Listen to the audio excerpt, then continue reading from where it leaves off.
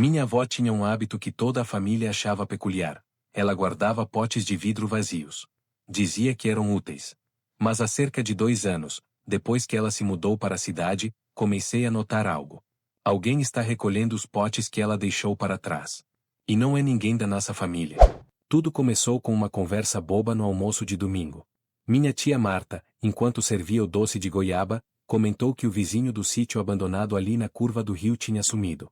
Foi como se tivesse evaporado, ela disse, despretensiosamente. Deixou a casa aberta, a mesa postada, e um monte daqueles potes de vidro velhos no quintal, limpos, enfileirados no muro.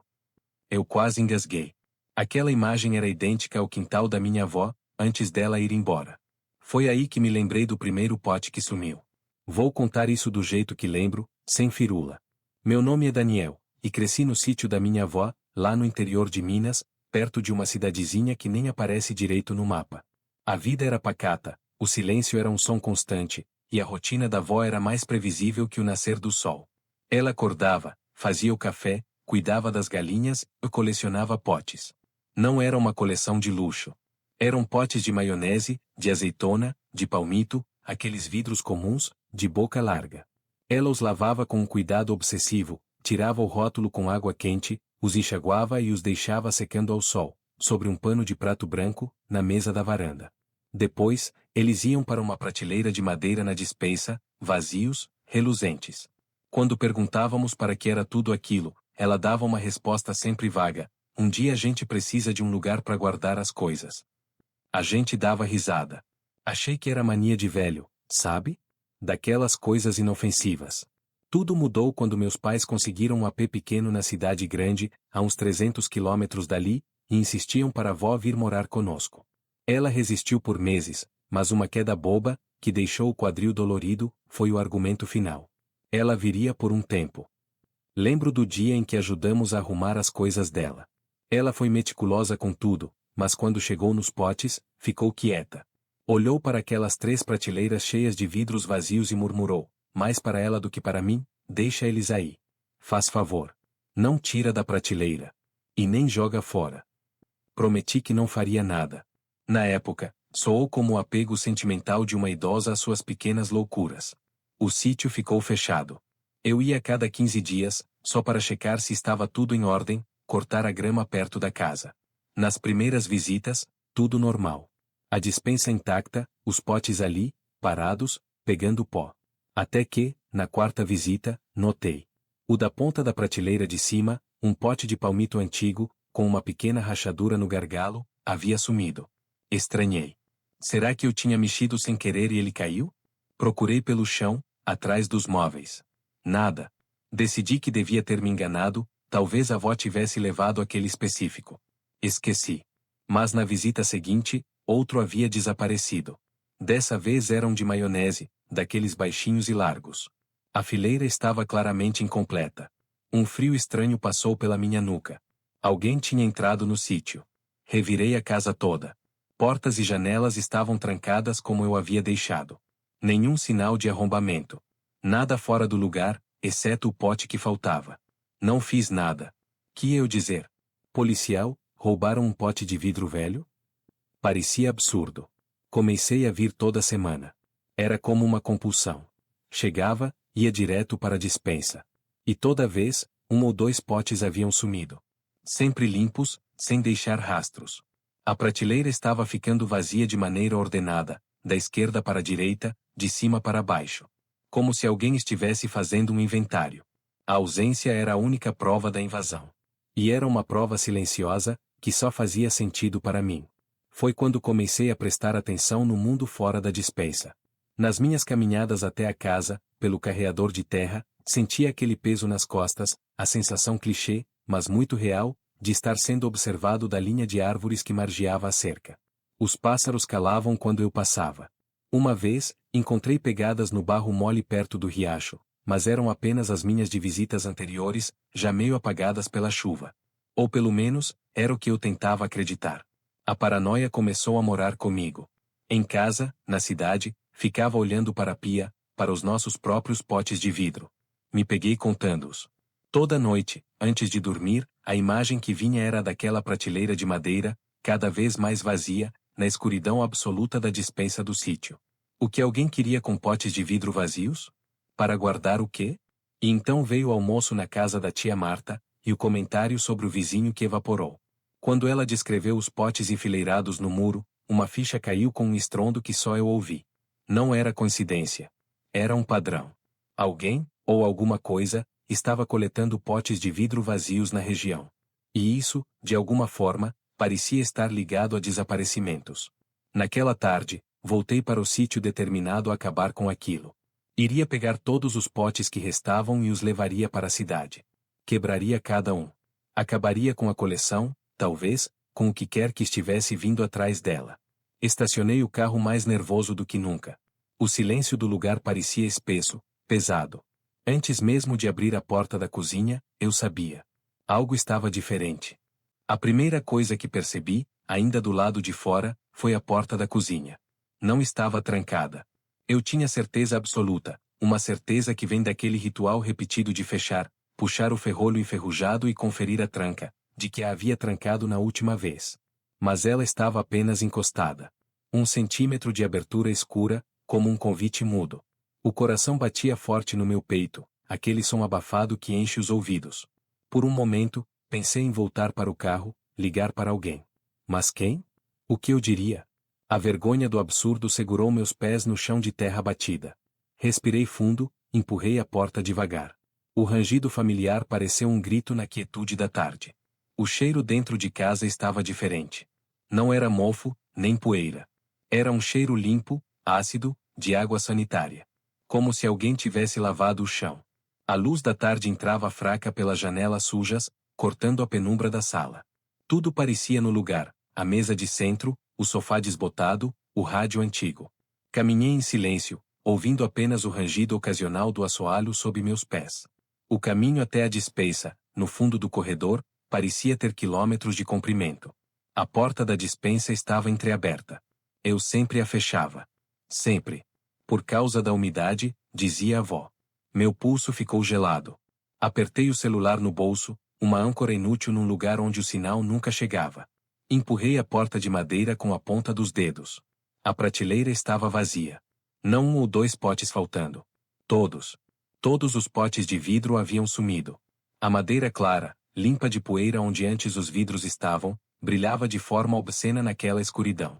Fiquei parado, olhando para aquele vazio organizado. Não foi um furto, foi uma coleta. Alguém havia concluído o trabalho. Foi então que ouvi. Um som baixo, metálico, vindo da área externa, do quintal. Clean. Como o toque de um vidro sendo colocado com cuidado sobre uma superfície de cimento. Meu sangue pareceu parar. A janela da despensa dava para o lado de fora, mas o vidro estava opaco de sujeira. Aproximei-me devagar, encostei o rosto no vidro frio, tentando enxergar alguma coisa através de uma mancha mais limpa. A visão era turva, mas dava para ver o muro baixo que separava o quintal do pomar. E, enfileirados em cima do muro, perfeitos como soldados em formação, estavam todos os potes de vidro da minha avó. Brilhavam sob a luz fraca do fim de tarde. E não estavam vazios. Cada um deles tinha algo dentro. De onde eu estava, pareciam pedras, ou pedaços de terra escura.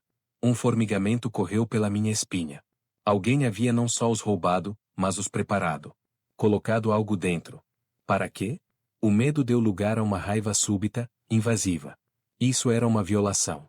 Alguém estava zombando de mim, da minha avó, da nossa história. Esqueci a cautela. Saí da despensa, atravessei a sala e a cozinha num passo rápido e abri a porta dos fundos com força, decidido a enfrentar o intruso, a jogar aqueles potes todos longe. O quintal estava vazio. A brisa da tarde balançava levemente as folhas das laranjeiras. Os potes, no muro, imóveis. Aproximei-me deles, com os sentidos à flor da pele, esperando a qualquer momento um movimento, um som. Nada. Apenas o silêncio pesado do interior, aquele silêncio que parece ter voz própria. Cheguei perto do primeiro pote, o de palmito com a rachadura no gargalo. Olhei para dentro. Não era terra. Era cinza. Cinza fina, como de madeira queimada, mas com pedacinhos brancos, quebradiços. Ossos? A mente disparou. Me afastei com um salto, o estômago embrulhado. Olhei para o próximo, um de azeitona. Lá dentro, a mesma coisa. Cinza. Cada pote, em fileira, continha uma quantidade quase idêntica daquele conteúdo macabro. Ouvi um rangido no portão do pomar. Me virei rápido. Lá estava ele. Um homem. Não um monstro, não uma aparição. Um homem velho, magro, de chapéu de palha desbotado e roupas simples, de brim, surradas e limpas. Ele estava parado, a uns 20 metros de mim, olhando para os potes no muro com uma expressão que não era de ameaça, mas de reverência. De dever cumprido. Nosso olhar se encontrou. Seus olhos eram escuros, fundos, sem hostilidade, mas também sem nenhuma centelha de algo que eu pudesse reconhecer como humano comum. Era um olhar vazio como os potes antes de serem preenchidos. Ele não se moveu. Não falou. O senhor, minha voz saiu rouca, quebrada, o que o senhor está fazendo aqui? Ele continuou em silêncio por um longo momento, que parecia uma eternidade. Então, muito devagar, ele levantou uma mão ossuda e apontou não para mim, mas para os potes no muro. Seu dedo indicador percorreu a fileira, da esquerda para a direita, como se estivesse conferindo uma lista. Depois, baixou a mão. E, sem pressa, como alguém que terminou uma tarefa doméstica, ele se virou e começou a andar em direção ao pomar, desaparecendo entre as árvores. Fiquei paralisado. Toda a minha coragem, minha raiva, tinham evaporado. Aquele homem não era um ladrão. Era algo diferente. Um zelador. Um coletor. Minha perna voltou a funcionar só quando ele já tinha sumido de vista. Corri até os potes. Com a mão tremendo, peguei o primeiro da fileira. A cinza dentro era morna, como se tivesse sido exposta ao sol da tarde. O cheiro era neutro, de coisa queimada há muito tempo. Não havia nome, nem lógica para aquilo. Olhei na direção para onde ele havia ido. Entre as árvores, na beirada do pomar, vi algo que não estava lá antes. Um pequeno monte de terra fresca, escura, recentemente revolvida. E ao lado dele, enfileirados com a mesma precisão obsessiva, mais potes de vidro. Dezenas deles. De diferentes tamanhos e formas. Uma coleção muito maior do que a da minha avó. E então, a última peça do quebra-cabeça insano se encaixou na minha mente, trazida pelo comentário da tia Marta. O vizinho que sumiu. A mesa postada. Os potes no muro. Ele não tinha sumido. Ele tinha sido guardado. A revelação foi um processo lento e venenoso, não um impacto único. Primeiro veio a náusea física, um enjoo ácido que subiu da garganta e me fez engolir seco, segurando a parede de tijolos do muro para não cair. Depois, uma onda de frio, apesar do calor abafado do fim de tarde, que começou nas pontas dos dedos e se alastrou até o centro do peito. Por último, e mais devastador, veio o entendimento. Não um entendimento lógico, com começo, meio e fim, mas uma aceitação sombria e visceral de que as regras do mundo, naquele pedaço de terra, eram diferentes. Guardado. A palavra não se referia a um desaparecimento. Referia-se a um processo. Algo que transformava uma pessoa, sua presença, seu corpo, sua história, naquela substância neutra e inofensiva dentro dos vidros. O vizinho da tia Marta não tinha fugido, nem sido vítima de um crime comum. Ele havia sido processado. Reduzido a cinzas e guardado. E a fileira de potes no muro dele não era um troféu, era uma lápide. A mais funcional e discreta possível. Meu olhar, vidrado, percorreu a fileira imaculada no muro do meu próprio quintal, depois saltou para um monte de terra fresca à distância e para a coleção maior e mais antiga ao lado dele. Isso não era obra de um dia, ou de um ano. Era um ritual de décadas. Talvez séculos. Aquele velho de chapéu de palha não era um indivíduo, era uma função. Um faxineiro de um tipo que eu não ousava nomear. A fuga, quando finalmente consegui mover minhas pernas, foi desesperada e desengonçada. Corri em zigue-zague, tropeçando em raízes de árvores e torrões de terra, como se o próprio chão quisesse me impedir de deixar a clareira.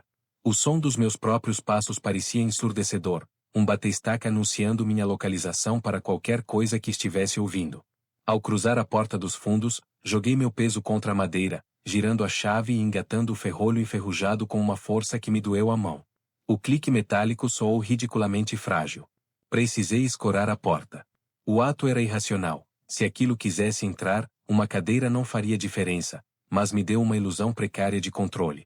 Escolhi a cadeira de balanço da avó, de assento de palha desfiado. Ao empurrá-la debaixo da maçaneta, o rangido do madeiramento foi um lamento familiar em meio ao caos. Sentei no chão frio da cozinha, as costas contra a geladeira desligada, sua superfície metálica um choque de realidade gelada. Meu corpo inteiro tremia, não de medo agudo, mas de um choque profundo, sistêmico. O celular era meu único elo com um mundo onde potes eram só potes. A tela iluminou meu rosto suado num brilho azulado patético. As barras de sinal estavam riscadas, o eterno não conectado da propriedade me encarando como uma sentença. Joguei o aparelho ao lado, o som do plástico batendo no piso de cimento ecoando na casa vazia. E então, o silêncio desceu. Não era um silêncio de paz. Era um silêncio ativo, espesso, carregado. Era o silêncio que existe nos ouvidos depois de uma explosão, ou nos corredores de um hospital à noite. Um silêncio que espera. Eu ouvia pulsar. Misturava-se ao cheiro persistente de água sanitária, que agora me parecia o cheiro da dissimulação, da tentativa de apagar não a sujeira, mas a evidência. Minha mente, em fuga do presente, agarrou-se à minha avó. Aos detalhes. As manias que eram mais que manias. Ela nunca deixava roupas escuras secando do lado de fora à noite. Sempre apagava todas as luzes ao anoitecer, ponto final. Certa vez, quando eu era criança e brincava de esconder em grandes sacos de estopa na despensa, ela me encontrou e me puxou para fora com uma força assustadora, seu rosto pálido de um terror que na época atribuía a um susto bobo. Aqui não é lugar para se esconder, ela sussurrou, áspera. Aqui é lugar de coisas guardadas. Na época, ri. Agora, as palavras tinham o peso de um epitáfio. Um dia a gente precisa de um lugar para guardar as coisas. De quem eram as coisas? O que exatamente precisava ser guardado? E o mais importante, o que acontecia se você não tivesse os potes prontos, limpos, disponíveis? A noite caiu como uma tampa. Sem energia elétrica, a escuridão dentro da casa era total, um véu preto que apagava formas e distâncias. Eu conhecia cada centímetro daquele lugar de olhos fechados, mas naquela escuridão, a familiaridade se perdeu. O cômodo se transformou em uma caverna de sons amplificados. Cada estalo da madeira envelhecida do assoalho era um passo furtivo. Cada farfalhar de uma folha de árvore raspando no telhado era um sussurro vindo do quintal. Meus próprios sentidos traíam-me, desenhando formas monstruosas na negrura, fazendo a sombra de um cabide parecer uma silhueta encurvada. O tempo perdeu o significado. Pode ter sido 1 hora, podem ter sido 3. Fiquei encolhido no chão, ouvindo o bater irregular do meu coração, tentando racionalizar. Talvez eu estivesse louco. Talvez o isolamento, a solidão do sítio, a estranheza da história da avó, tudo tivesse coalescido em uma paranoia vívida. Talvez o velho fosse apenas um senhor confuso, sem teto, colecionador de lixo reciclável. Talvez a cinza fosse só, cinza de fogão.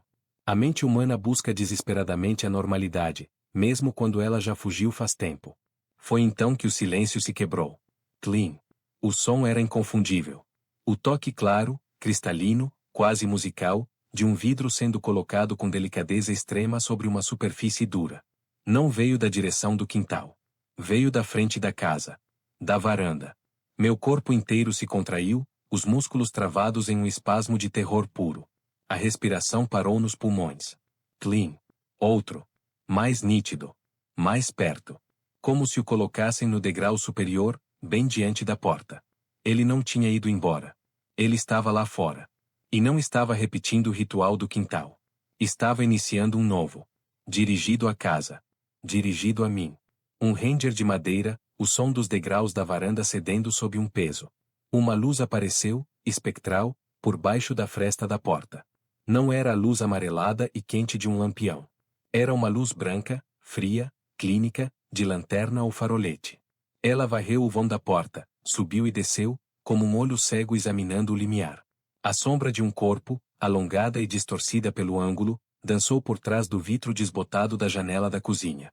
Parou. Ficou imóvel. Não houve batida. Não houve voz chamando meu nome.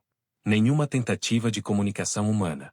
Apenas a presença silenciosa, a luz, e a expectativa palpável no ar, mais pesada que qualquer ameaça verbal. Era a espera de um entregador que sabe que você está em casa. A paciência infinita de um cobrador. A loucura daquela vigília quebrou algo dentro de mim.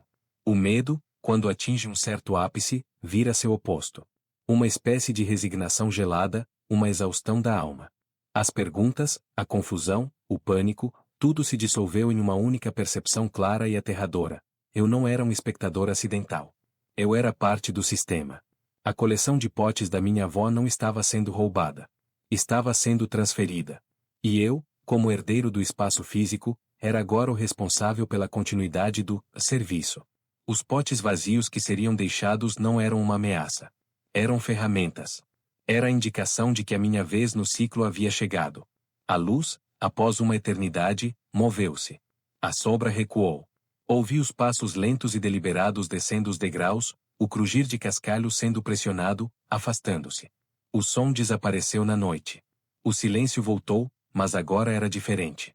Era o silêncio depois da sentença ser lida. Permaneci no chão até o primeiro canto do sabiá, um som tão comum que doeu. A madrugada clareava, tingindo as frestas das portas e janelas de um cinza pálido, a cor exata do conteúdo dos potes.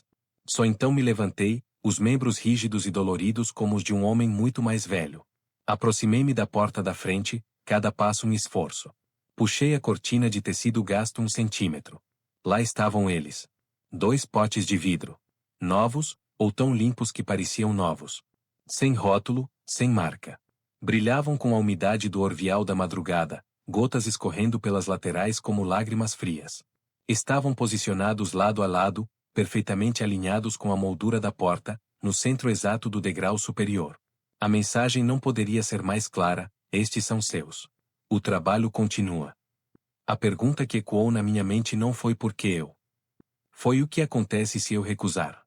A imagem do monte de terra fresca e da coleção maior de potes me deu a única resposta plausível. A recusa não era uma opção. Era uma vacância para outra pessoa preencher. Abri a porta. O ar da manhã era fresco, carregado do cheiro de grama molhada e terra, um contraste brutal com o que estava prestes a fazer. Agachei-me e peguei os potes, um em cada mão. Eles estavam frios, quase gelados. O vidro era mais grosso do que o normal, pesado. Levei-os para dentro e coloquei-os no centro da mesa da cozinha, onde a luz do dia que nascia os atingiu em cheio. Eles brilhavam, vazios, inocentes e horríveis. Foi nesse momento que a memória me atingiu, não como um pensamento, mas como uma convocação. A voz da minha avó, no dia em que arrumamos suas coisas, séria e plana, sem emoção: as coisas importantes estão no baú de cedro. No meu quarto. Só abre se precisar muito. Você vai saber a hora. Precisava muito. Aquele era o limite absoluto da necessidade. O quarto dela guardava o cheiro do tempo, poeira, naftalina e um leve traço do perfume barato que ela usava aos domingos.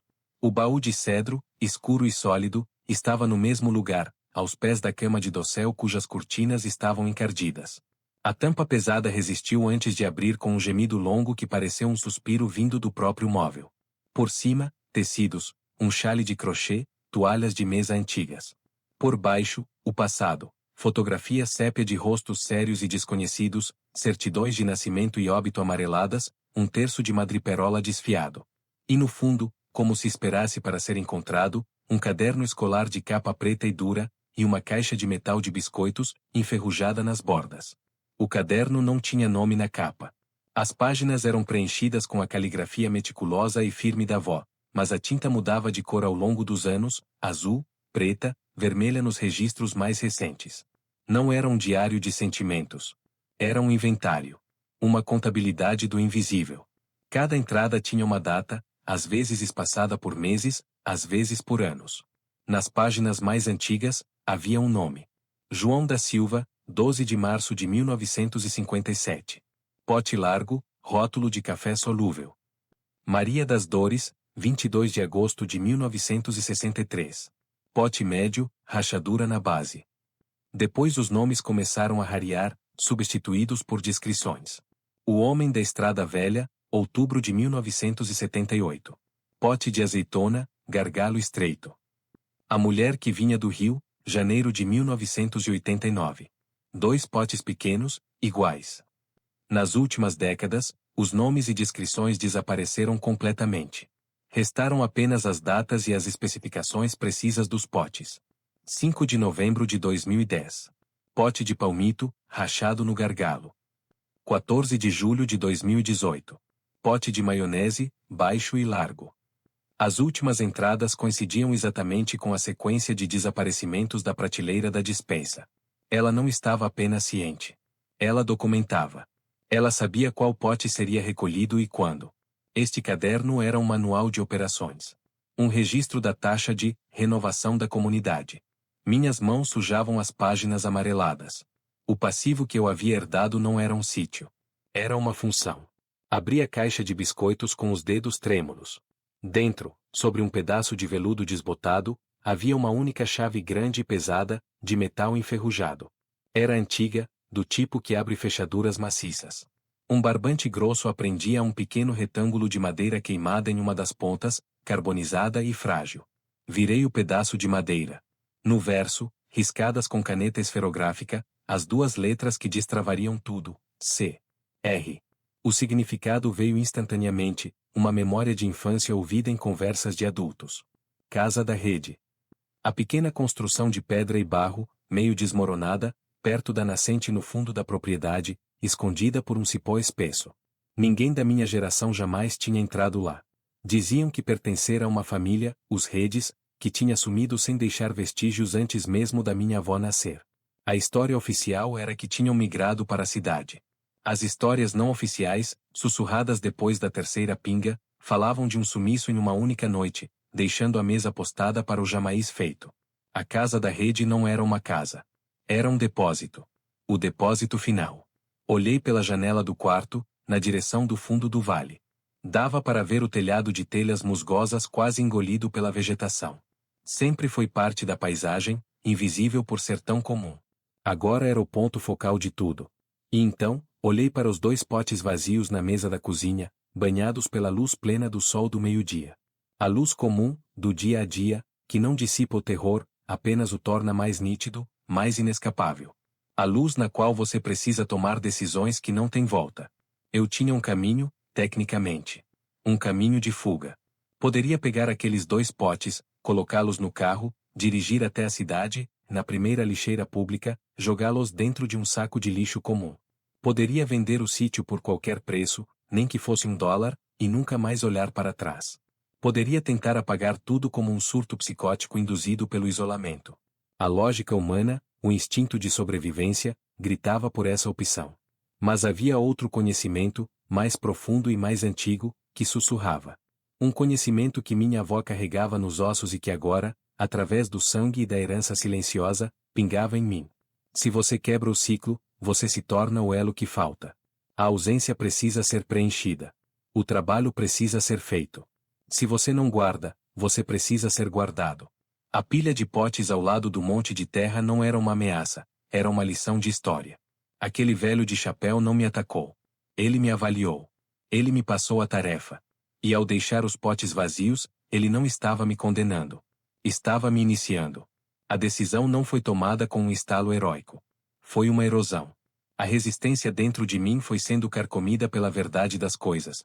Alguns lugares têm pactos mais antigos que os vivos. Alguns silêncios não existem para serem quebrados, mas para serem mantidos. A verdadeira coragem, naquele contexto, não era fugir. Era aceitar. Peguei a chave do baú. O metal frio e áspero parecia vibrar com uma energia própria. Desci até a cozinha. Olhei para os dois potes vazios na mesa. Brilhavam. À espera. Eu sabia para onde ir, sabia o que, eventualmente, teria que fazer. A casa da Rede guardaria as respostas que eu, talvez, já não quisesse mais ouvir. E os potes esperariam. Pacientes. Silenciosos. Vazios, mas nunca inertes. Pois um pote vazio não é apenas a ausência de conteúdo. É a promessa do que está por vir.